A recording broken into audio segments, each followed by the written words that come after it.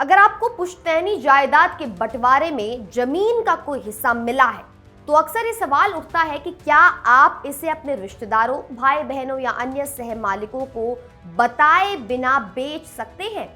कानूनी तौर पर इसका जवाब हाँ है, लेकिन कुछ शर्तों के साथ। हिंदू उत्तराधिकार अधिनियम और संपत्ति अंतरण अधिनियम यानी कि ट्रांसफर ऑफ प्रॉपर्टी एक्ट की धारा 44 के अनुसार अगर संपत्ति का कानूनी रूप से बंटवारा यानी पार्टीशन हो चुका है और आपके हिस्से की पार्टीशन डीड यानी बंटवारा विलेख बन चुकी है तो आप उस जमीन के पूर्ण स्वामी हैं। ऐसी स्थिति में आप अपनी जमीन किसी को भी बेचने के लिए स्वतंत्र हैं और इसके लिए आपको किसी रिश्तेदार की सहमति या एनओसी यानी अनापत्ति प्रमाण पत्र की कोई जरूरत नहीं है।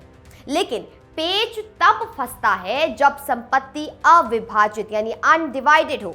अगर बंटवारा सिर्फ कागज पर नहीं हुआ है और जमीन संयुक्त यानी कि जॉइंट प्रॉपर्टी है तो भी आप कानूनी रूप से सिर्फ अपना हिस्सा अनडिवाइडेड शेयर बेच सकते हैं। हाल ही में उड़ीसा हाई कोर्ट और दिल्ली हाई कोर्ट ने स्पष्ट किया है कि एक सह मालिक यानी कि को-ओनर को अपना अविभाजित हिस्सा बेचने का अधिकार है और सब रजिस्ट्रार सिर्फ इसलिए रजिस्ट्री करने से मना नहीं कर सकता कि दूसरे हिस्सेदारों की सहमति नहीं है। हालांकि ऐसे मामले में खरीदार को सिर्फ जमीन का मालिकाना हक मिलता है, कब्जा यानी पोजीशन नहीं। कब्जा पाने के लिए खरीदार को बाद में कोर्ट में बंटवारे का मुकदमा यानी पार्टीशन सूट दायर करना पड़ सकता है। इसलिए विवादों से बचने के लिए बेहतर यही होता है कि पहले कानूनी तौर पर जमीन का बंटवारा कर ले यानी पार्टीशन डीड बनवाए और फिर उसे बेचे।